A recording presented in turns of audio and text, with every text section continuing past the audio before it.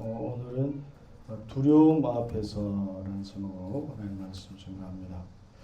오늘 말씀은 사사시대에 있었던 말씀이죠. 기드온을 부르시는 우리가 잘 아는 말씀입니다. 기드온은 므낫세 지파 사람이죠. 그의 아버지는 오늘 말씀을 보니까 요아스라고 하는 사람이었는데, 이 요아스의 집은 상수리 나무, 오브라에 있는 상수리 나무 아래에 그의 집이 있었다라고 말씀하고 있어요. 그래서 구약 성경에서 이 상수리 나무가 나오는 곳은 대부분 그 상수리 나무 옆에 산당이 있었습니다. 산당이. 그래서 상수리 나무 아래 그러면은 산당이 있는 곳에 그 얘기거든요. 그러니까 산당에서는 그때 당시에 성전에서만 예배드린 것이 아니라 산당에서도 예배를 드렸어요. 그러니까 항상 뭐 이렇게 예루살렘에 가서 예배를 드릴 수 없는 것이기 때문에 각 예배의 초소가 있었는데 그것이 상수리 나무 아래의 산당이었죠. 그래서 이 요아스가 그 산당에 집이 있었다라고 하는 것은 뭔가 그 영적인 차원에서 상당히 영향력이 있는 사람이었다라고 하는 것을 알 수가 있는 것입니다. 그래서 그러한 가정에서 자란 이 기드온도 아버지의 영향을 받아서 신앙 안에서 우리가 잘 자랐을 것입니다. 그런데 오늘 말씀해 보니까 어느 날 여호와의 사자가 이 산당을 찾아왔어요. 그래서 이 산당에 어떻게 보면은 관리자인 이 요아스를 만나러 온 것이 아니라 누구를 만나러 와요? 바로 기드온을 만나러 나타났다라고 말씀하고 있습니다. 근데 기드온이 산당에서 기도하고 있는 것이 아니라 뭘 하고 있어요? 산당 안에서 보니까 밀을 타작하고 있었다라고 말씀하고 있어요. 그래서 그것은 상당히 보기 드문 일이었다고 볼 수가 있어요. 오늘 말씀에 보면은 미디안 사람들에게 들키지 않기 위해서 산당 안에서 이렇게 밀을 타작하고 있었다라고 이야기하고 있죠. 이게 바로 사사시대의 현실을 보여주는 말씀입니다. 그러니까 사사시대는 예배 초소가 예배 초소로서의 그런 기능을 잘 하지 못하고 있었다라고 하는 거죠. 그래서 먹고 사는 문제가 너무나도 시급했기 때문에 그것을 해결하는데 더 이렇게 신경을 쓰고, 어떻게 보면 하나님께 기도해야 될 집이 그 안에서 밀을 타작할 수밖에 없는 그런 현실 속에서 살아가고 있었다. 그리고 그런 현실 속에서 신앙생활을 하고 있었다라고 하는 것을 알 수가 있습니다. 그리고 뒤에 보면 그의 아버지 요아스가 이 산당 안에다가 하나님만을 섬긴 것이 아니라 바알 신상을 거기에 두고 섬겼다라고 이야기하고 있는 것을 볼 수가 있습니다. 이와 같이 이스라엘 백성들은 모세의 출애굽을 통해서 가나안 땅에 들어왔지만은 그들의 삶은 그렇게 썩 풍요로운 것이 아니었어요. 잦은 가뭄이 닥쳐왔고, 왜냐하면 가나안 땅 자체가 건조하기 때문에 가뭄이 많아요. 그래서 이방 신들 중에서 바알신은 폭풍의 신이고 비의 신이거든요. 그래서 비를 많이 내려준다 해가지고 바알신을 그렇게 많이 섬겼던 거죠. 그래서 깊은 우물을 파야 되고, 우물을 파가지고 야곱의 우물이라든지 요셉의 우물이라든지 이렇게 우물을 파야 돼요. 그래서 깊은 곳까지 들어가가지고 거기에서 물을 길러서 먹어야 되는 그런 형편 속에서 살아갔습니다. 그리고 이웃 나라를 보면은 굉장히 잘 살아요. 그리고 철병거가 있고 군사력도 아주 훌륭하고 강대국이고, 그런 것들을 보면서 이제 너무나도 상대적인 박탈감을 느꼈던 것입니다. 그리고 더더욱이 이웃 나라의 침입으로 인해서 수확한 것들을 빼앗기기가 일쑤였습니다. 그래서 이스라엘 백성들은 바알신을 산당 안에다가도 두고 섬기기 시작했고, 이웃나라의 힘이 막강하다는 것을 알고 이웃나라의 신들도 가져다가 섬기기 시작했다는 것이죠. 이스라엘 백성들은 가나안 땅에 살면서 시간이 지나면서 하나님만을 섬기는 신앙을 버리고 이웃나라들이 섬기는 신을 함께 섬기는 종교 혼합주의 신앙에 빠지고 말았습니다. 예수님 뭐라고 하셔요? 두 주인을 섬길 수 없다. 재물과 하나님을 두 주인을 섬길 수 없다라고 말씀하십니다. 풍요의 신을 섬기든지 하나님을 섬기든지 신앙은 선택해야 된다라고 말씀합니다. 먹고 사는 것이 중요하지 않다는 것이 아니라 하나님보다 먹고 사는 문제가 더 우선시 되어서는 안 된다라는 말씀입니다. 그런데 가나안 땅에서 이스라엘 백성들의 삶은 너무 힘들었던 거예요. 너무 고단했던 겁니다. 하나님을 잘 섬겨도 먹고 사는 문제가 저절로 해결되는 것이 아니었고 여전히 먹고 살기가 어렵기는 마찬가지였다라는 것이죠. 그런데 더욱이 오늘 말씀 3절에 보면은 미디안과 아말렉과 동방 사람들이 이스라엘 땅에 와가지고 곡식과 소, 양, 동물들을 약탈해 갔다라고 기록하고 있습니다. 그들은 정직하게 농사를 지어서 정직한 수확물을 얻고자 했지만 미디안 사람들은 낙타 부대를 몰고 와가지고 파종 시기와 수확하는 시기에 맞춰서 쳐들어와가지고 모든 곡식들을 메뚜기 떼처럼 남김없이 쓸어가 버렸습니다. 가축들도 다 뺏어가 버렸어요. 그래서 그들의 삶은 더욱더 피폐해져 갔다라는 것입니다. 먹고 사는 문제가 힘들어지니까 어때요? 그들의 신앙생활도 귀찮아지기 시작했습니다.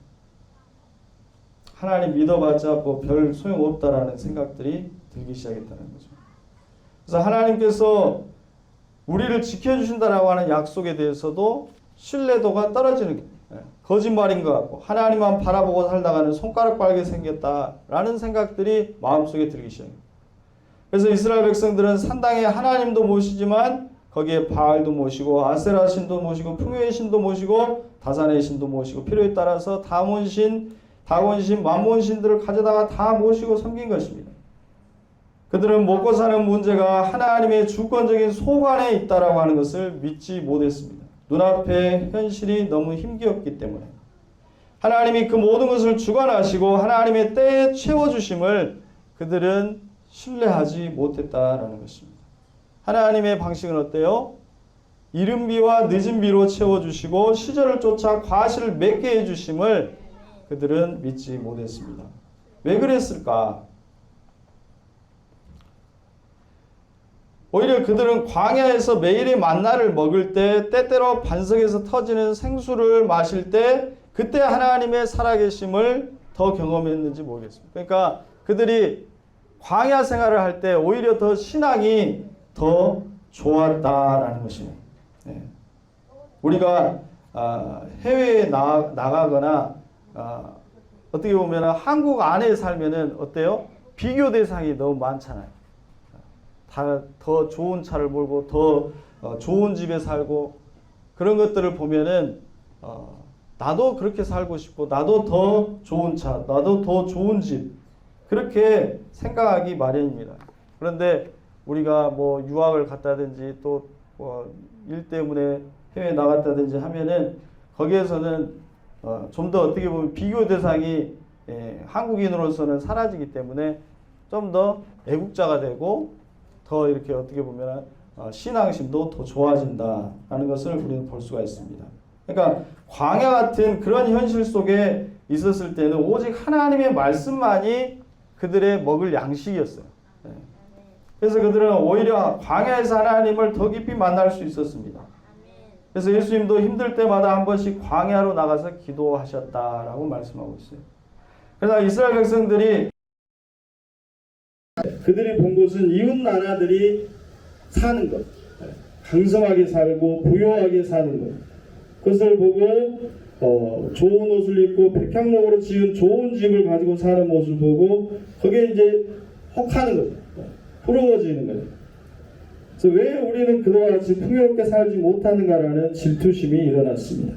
그래서 그들은 그러한 눈에 보이는 풍요를 이제 추구하게 되면서 하나님의 신실하신 사랑과 하나님이 우리를 돌보시는 그 은혜를 점차 잊어버리게 되었다라는 것입니다. 그래서 그들은 이웃신들을 섬기게 되었고 상황은 더욱더 악화되고 말았어요. 그러니까 하나님을 떠나면 하나님이 인도해 주시는 그 인도하심이 사라져 버리는 거죠. 그래서 때를 따라 주시는 그 은혜들을 경험하지 못하고 오히려 이웃 나라의 침략이 더 잦아졌고 하나님은 아무런 응답을 주시지 않았고 그들의 삶은 더욱더 피폐해져 갔다라는 것이요. 그것이 바로 사사시대였어요. 그것이 사사시대였어요. 여러분, 우리가 하나님을 믿는다라고 하는 것은 물질적인 축복을 받기 위해서 하나님을 믿는 것은 아니에요. 인간의 관심은 물질적인 축복에 있지만 신앙의 목적은 그것이 분명코 아닙니다. 교회가 이것을 말해줘야 돼요. 아멘. 우리가 하나님을 믿는 것은 나를 지켜주시고 나를 가장 선한 길로 인도하시는 전능하신 하나님을 우리는 믿는 줄 믿습니다. 물질적인 필요는 하나님께서 다 알고 계십니다. 언제 우리에게 물질이 필요한지 알고 계셔요. 하나님은 가장 적절한 시기에 이른비와 늦은비로 우리에게 채워주실 것입니다. 마태복음 6장 28절에 들의 꽃들도 계절마다 입히시고 하다못해 공중에 나는 새들도 내가 먹이거늘 하물며 사랑하는 자녀들을 그냥 내버려 두시지 않는다라고 말씀하고 계십니다. 지금 내가 조금 어렵다고, 지금 내가 조금 힘들다고 하나님 믿어봤자 아무 소용없네라고 하는 것은 신앙인이 할 소리가 아닙니다. 조금 힘들어도 하나님께서 분명히 나를 인도해 주실 것이야. 내 방법이 아닌 하나님의 방법으로 나를 인도해 주실 것이야, 이끌어 주실 것이야. 그 하나님을 붙들고 믿고 신뢰하며 나아가자. 그것이 바로 신앙인이 해야 할 소리인 것입니다. 그런데 삶의 현실에 지친 오늘 말씀의 기도원조차도 신앙 좋은 소리를 할 수가 없었습니다. 그는 겨우 하루하루의 삶을 견뎌내고 있었어요. 그는 포도주 틀에다가 밀을 타작하고 있었다라고 말씀합니다. 원래 밀은 넓은 타작 마당에서 마을 사람들과 다 함께 모여서 잔치를 벌이면서 타작하는 것입니다. 그런데 포도주 틀에서 밀을 타작했다는 것은 이상한 일이죠. 당시 포도주 틀은 바위 동굴 같은 데다가 이제 그 안쪽에 들어가면은 돌이 있으면 돌을 이렇게 구덩이를 파요. 돌 구덩이를 팝니다. 그래서 한쪽은 좀 이렇게 높고 한쪽은 좀 낮아가지고 여기에서 포도주를 이렇게 밟으면은 그 즙이 이쪽으로 흘러갈 수 있도록 그런 이제 돌 구덩이를 이렇게 파는 것이죠. 그게 이제 포도주 틀인데 그 포도주 틀에서 밀타작을 하고 있었다라고 하는 것은 바로 숨어서 미디안이 뺏어가 버릴까봐 숨어서 타작하고 있었다라고 하는 것을 알 수가 있습니다. 기도는 마음을 졸이면서 포도주 틀에서라도 어떻게라도 양식을 먹기 위해서 조마조마한 마음으로 밀을 타작하고 있었던 것입니다. 그런데 갑자기 여호와의 사자가 나타나가지고 포도주 틀에 숨어서 밀타작하고 있는 기도원에게 나타나서 뭐라고 말씀합니까? 큰 용사여 여호와께서 너와 함께 계시도다 라고 전해준 것입니다. 느닷없이 숨어있는 기도원에게 하나님의 사자가 전해준 말은 약간 어이없는 소리와 같이 느껴집니다. 사람들을 피해서 동굴 속에 들어가 포도주 틀로 밀타작하며 초라한 모습으로 앉아있는 자신에게 큰 용사여 라고 부르는 것이 어떤 면에서는 황당하기 그지없습니다. 그리고 더욱 어이가 없었던 것은 이런 상황에서도 느닷없이 하나님이 나와 함께 계신다라고 말씀하고 있기 때문이었습니다. 기도하는 18절에 보면은 여호와의 사자에게 따지듯이 대답합니다. 이 18절 한 구절이 구약 성경에서 가장 한 구절로 쳤을 때 가장 길게 쓰여진 구절이 28절이에요. 그러니까 얼마나 기도원이 그만큼 속에 불만이 가득 차 있었다라고 하는 것을 알 수가 있습니다. 기도원은 하나님께 따집니다. 만일 하나님께서 우리와 함께 하신다고 한다면 우리가 지금 겪고 있는 이 상황이 왜 일어난 것입니까? 그리고 또 하나님의 이적들은 다 어디 간 것입니까? 애굽에서 올라오게 하신 그 모든 이적들, 홍해를 가르고 반석이 물에 터지고 밤에는 불기둥과 낮에는 구름기둥으로 우리를 지켜주시고 하늘에서 만나가 떨어지는 그 놀라운 기적은 어디 갔습니까? 하나님께서 우리와 함께 하신다는 것은 순 거짓말입니다. 우리가 이렇게 된 것은 다 하나님께서 우리와 함께 하시지 않으셨기 때문입니다. 하나님께서 우리를 버리셔서 미디안의 손에 우리를 넘겨주었습니다 라고 따지고 있는 것입니다. 그간 쌓였던 그 모든 감정을 폭포수같이 쏟아내고 있어요. 폭포수같이 쏟아내요. 여러분도 한 번씩 하나님께 여러분의 솔직한 그 감정을 좀 쏟아내 보시기 바랍니다. 아멘. 예, 저도 한 번씩 이렇게 쏟아내거든요. 그러면 좀 시원합니다. 그래서 여러분들이 그 시편 말씀을 읽으면 되게 공감이 가는 말씀들이 많아요. 다윗도 자기 감정을 하나님께 쏟아내는 거예요. 자기가 갖고 있는 모든 감정들을 이렇게 하나님 앞에 토로하고 쏟아내는 거예요. 솔직하게 다 이야기하는 겁니다. 아멘. 예, 그것이 기독교가 타 종교와 다른 경전들에는 이런 내용이 없어요. 다 좋은 말, 훌륭한 말, 듣기 좋은 말 이런 말만 기록하고 있지 막 하나님께 불평하고 막 화내고 감정을 쏟아내는 말은 나오지가 않아요. 성경은 하나님과의 실제적인 관계 속에서의 신앙이기 때문에 아멘. 경건한 말만 기록하는 것이 아닙니다. 때로는 격정적으로 하나님께 따지고 때로는 울분을 토해내고 때로는 화를 내기도 하고 때로는 자신의 나약함을 진실하게 토로하는 것, 그 모든 감정을 토해낼 수 있는 분이 바로 우리 하나님 아버지이신 줄 믿습니다. 그래서 14절 말씀에 보면은 갑자기 여호와의 사자가 사라져버려요. 네.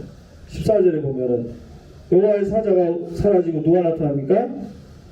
하나님이 직접 나타나십니다. 여호와께서 직접 기드온에게 말씀하셔. 불평하고 있는 기드온에게 아버지가 아들에게 하시는 것처럼 하나님께서 직접 나타나셔서 기드온에게 말씀하십니다. 그에 하여 이르시되 너는 가서 너의 힘으로 이스라엘을 미디안의 손에서 구원하라. 내가 너를 보낸 것이 아니냐 이놈아. 일어나라. 내가 너와 함께하고 있다고 하지 않느냐. 아멘. 그럼 불평 내가 다 들어줄 수 있다. 하지만 분명한 것은 내가 너와 함께하고 있다 이놈아. 이루서라 라고 호통치듯이 말씀하고 계시는 것입니다.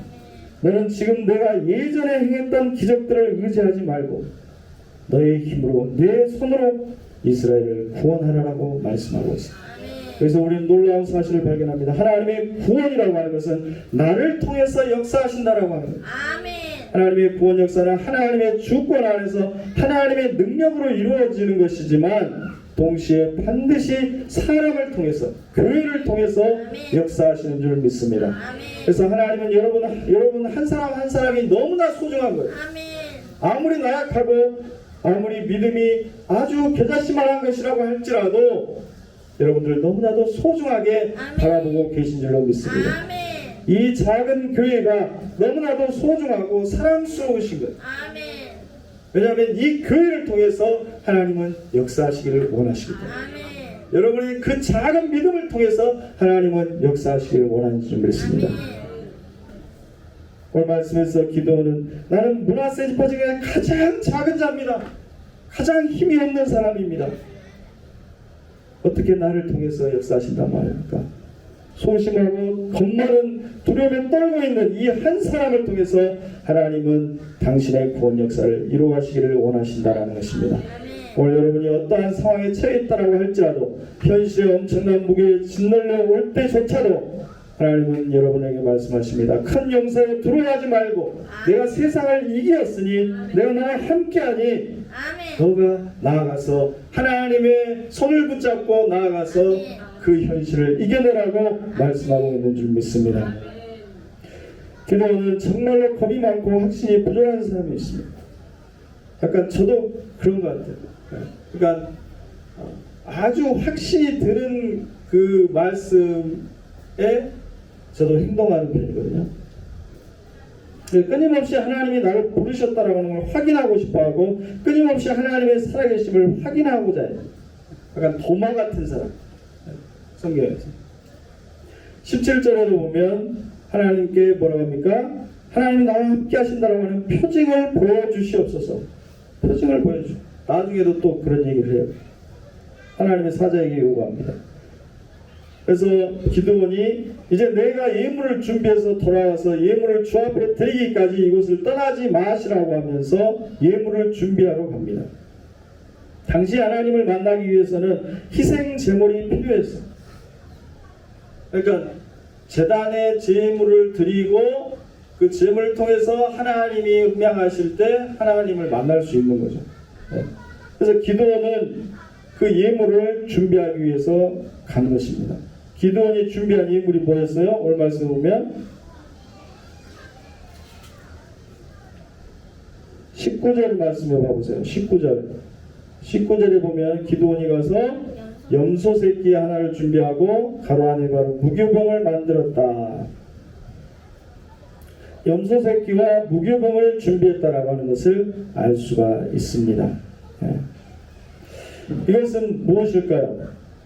여러분들 쉽게 출애굽할 때 이스라엘 백성들이 마지막 장자의 죽음의 저주를 피하기 위해서 뭐를 준비합니까? 양의 새끼, 어린 양의 새끼와 새끼 어린 양과 뭘 준비합니까? 무교병을 준비해요. 무교병. 네, 두 가지를 준비합니다. 그래서 어린 양을 잡아서 피에 문설주에 피를 바르고 그 어린 양을 잡아 먹어요. 뭐하고 같이 먹습니까? 무교병과 같이 먹습니다. 무교병. 네. 그러니까 그런데 오늘 말씀에서 기드온은 양의 새끼가 아닌 염소 새끼를 가져왔다라고 말씀하고 있습니다. 그 이유는 여기 앞에 보면은 미디안이 곡식과 소와 양들을 다 가져가 버렸다 그런 말씀이 있죠. 네. 그러니까 양이 없어요. 네. 양이 없기 때문에 염소 새끼라도 하나님께 드리기 위해서 가져왔던 것입니다. 양의 새끼와 무교병, 그것은 무엇을 의미합니까? 그것은 6월절 어린 양이신 예수 그리스도를 상징하는 것입니다. 그러니까 기드온이 가져온 예물은 바로 예수 그리스도이십니다. 예수 그리스도. 여러분들이 하나님 앞에 나아올 때 가져와야 될 것이 무엇일까요? 그 예물은 다른 것이 아닌 바로 예수 그리스도이신 줄로 믿습니다. 우리는 예수 그리스도의 은혜를 의지해서 우리는 하나님 앞에 나올 수 있고 예배를 드릴 수 있는 것입니다. 만일 우리의 신앙 안에 예수 그리스도가 없다면 우리의 믿음도 헛것이고 예배도 헛것이 되는 것입니다. 여러분들이 지금 나아올 때 내 마음속에 예수 그리스도에 대한 고백이 없이 나온다고 한다면 그 예배는 헛것이 된다는 것입니다. 그리스도의 십자가의 사랑과 은혜, 그것이 우리를 하나님 앞에 서게 하는 줄로 믿습니다. 기도는 그 고기를 소쿠리에 담고 국을 양품에 담아서 상수리 나무 아래 여호와의 사자에게로 가지고 갑니다. 여호와의 사자는 그 고기와 무교병을 바위 위에 놓고 국을 부으라고 이야기해요. 그래서 바위를 하나님께 드리는 제단으로 여긴 거죠. 그래서 기드온이 바위에 그것을 부었더니 여호와의 사자가 지팡이 끝으로 내밀어 가지고 고기와 무교병을 딱 가르치니까 어떻게 해요? 바위에서 불이 솟아나와 가지고 그 제물을 불태웠다. 그리고 여호와 사자는 사라져 버렸다라고 말씀하고 있습니다. 거기서 기드온은 하나님의 살아계심을 보게 됩니다. 하나님의 살아계심을 보게 돼요. 예물을 태운 것은 누가 예물을 태우게 돼요? 여호와의 사자가 예물을 태운 것이 아니라 바위에서 불이 나와가지고 예물을 태우게 된 것입니다. 거기서 기드온은 자신의 할 일이 무엇인지를 깨닫게 된 거예요. 자신의 할 일은 바위에서 불이 나오게 하는 기적을 행하는 것이 자신의 일이 아니라 지팡이를 내밀어서 하나님이 명하신 일을 행하는 것이 자신의 일이라고 하는 것을 깨닫게 된 것입니다. 우리가 주님의 말씀에 순종하면, 주님의 말씀에 따라가면, 주님의 인도하심에 따라가면 하나님께서 불을 내시고 바위에서 불을 내리시고 항해를 가르시고 풍랑을 멈추게 하시는 기적을 일으키신 줄 믿습니다. 기적은 우리가 일으키는 게 아니에요. 그러나 하나님의 지팡이를 들고 그 주님의 말씀을 붙들고 우리는 나아가야 되는 것입니다. 그것을 기드온이 깨닫게 된 것입니다. 하나님께서 함께 하실 때, 하나님이 나와 함께 하신 것을 깨닫고 그것을 확신할 때 비로소 나도 하나님의 큰 용사가 될 수 있다라고 하는 것을 깨닫게 된 것입니다. 저와 여러분이 할 일은 불을 나오게 하는 기적이 아니라 우리 할 일은 그리스도의 사랑과 은혜를 고백하고 그것을 주님께 가져오는 것. 주님의 그리스도의 사랑을 내가 믿고 고백합니다라고 주님 앞에 나아오는 것. 그것이고 주님의 말씀에 순종하여 지팡이를 내밀어서 하나님이 명하신 일을 행하는 것. 그것이 바로 우리가 해야 될 일일 줄 믿습니다. 하나님께서 예물을 받으셨다는 것을 확인한 기드온은 그곳에 제단을 쌓고 그 제단을 여호와 샬롬, 아멘. 여호와 샬롬이라고 불렀습니다. 샬롬은 뭐예요? 평화. 평안. 평안이요, 평안. 그러니까 하나님께 평안이 있다. 그것이 여호와 샬롬이에요. 그러니까 평안은 어디에서 얻을 수 있어요? 세상에서 얻을 수 있는 것은 일시적인 평안이고, 하나님이 주시는 것이 진정한 평안인 줄 믿습니다. 아멘. 그래서 기도는 두려움에 떨고 있었지만, 미디안 때문에 여러 가지 현실 때문에 두려움에 떨고 있었지만, 하나님의 살아계심을 만나고 하나님을 만났을 때 하나님의 평강이 그의 심령에 임하게 된 줄로 믿습니다. 아멘. 기도원의 두려움이 평안으로 바뀌게 된 것입니다. 아멘. 기도원이 결국 하나님을 만나고 경험한 것이 평안이었다는 거예요. 그래서 빌립보서 4장 6절 말씀에 아무것도 염려하지 말고 다만 모든 일에 기도와 간구로 너희 구할 것을 하나님께 아뢰라. 아멘. 감사함으로 하나님께 아뢰라. 그리하면 모든 지각에 뛰어난 하나님의 평강이 여호와의 샬롬이 그리스도 예수 안에서 너희 마음과 생각을 지키시리라 약속합니다. 기도는 이제 하나님의 함께 하심을 믿게 되었습니다. 그는 이제 소심하고 두려움 많은 사람이었지만 하나님의 함께 하심으로 큰 용사가 될 수 있다라고 하는 것을 그는 믿게 된 것입니다. 하나님께서 오늘도 기도와 같은 우리를 부르시고 우리를 보내십니다. 선교라고 하는 것은 뭐냐? 보낸다는 거예요. 미시오라고 하는 거예요. 미션. 그것은 보낸다는 거예요. 여러분들을 가정으로 보내요. 하나님께서 보냅니다. 하나님의 말씀을 들은 여러분들을 가정으로도 보내고 세상으로도 보내고 사업의 터전으로도 보내고 직장의 터전으로도 보내시는 것입니다. 그것은 우리가 훌륭해서 용기가 있어서 재능이 있어서가 아닙니다. 우리가 동굴 속으로 들어가서 두려움 속에서 포도주 틀에서 밀 타져가는 소심한 사람이라고 할지라도 그리스도의 은혜 안에서 우리를 부르셔서 우리를 이끌어내셔서 큰 용사로 삼으시고 굳건하게 세우시고 이와 같은 현실을 두려움 없이 뚫고 앞으로 나아가게 하시는 그 하나님의 능력이 우리와 함께 하실 때 우리는 반드시 큰 용사로 나아갈 수 있는 줄 믿습니다. 오늘 여러분의 삶 속에서 이 여러분 가운데 있는 미디안의 모든 환경을 이기고 하나님이 함께 하심으로 그 모든 두려움을 물리치고 평강의 삶, 샬롬의 삶을 그렇게 하나님 안에서 살아갈 수 있게 되기를 주님의 이름으로 축원합니다. 기도하겠습니다. 사랑해 주님 감사합니다. 오늘도 우리와 같은 연약한 자들을 부르셔서 큰 용사라고 내가 너와 함께 한다라고 말씀해 주시니 감사합니다. 우리의 현실이 때로 척박하고 무너져 있을지라도 여전히 주님은 우리의 손을 붙들고 계시는 살아계신 하나님이신 줄 믿습니다. 주님, 우리가 우리의 현실에 눈을 돌려서 불어오는 풍랑으로 무서워하고 두려워할 것이 아니라 그 풍랑 위를 걸으시며 그 풍랑을 밟으시며 우리에게 다가오시는 그리스도를 바라보는 믿음을 주옵소서. 그리하여 풍랑을 잠잠케 하시는 하나님의 은혜를 누리게 하시고 하나님이 이끄시는 소원의 항구로 나아가는 은혜를 입게 하여 주시옵소서. 주님, 여전히 우리 안에는 두려움이 있습니다. 그 두려움 앞에서 물러서고 도망치는 것이 아니라 담대하게 여호수아처럼 담대하게 주님과 함께 나아가게 하시고 기도원처럼 큰 용사로 서게 하시고 세상에 줄 수도 없고 세상의 것으로 흔들 수 없는 주님의 평강 여호와 샬롬을 경험하는 삶이 되게 하여 주옵소서. 그리하여 우리의 현실의 문제까지도 주관하시며 때를 따라 주시는 하나님의 은혜 속에서 우리의 현실의 모든 것들을 하나님 안에서 하나님과 함께 이겨내며 살아갈 수 있는 믿음의 백성이 되게 하여 주시옵소서. 함께 할 줄 믿사옵고 예수 그리스도의 이름으로 기도드리옵나이다. 아멘.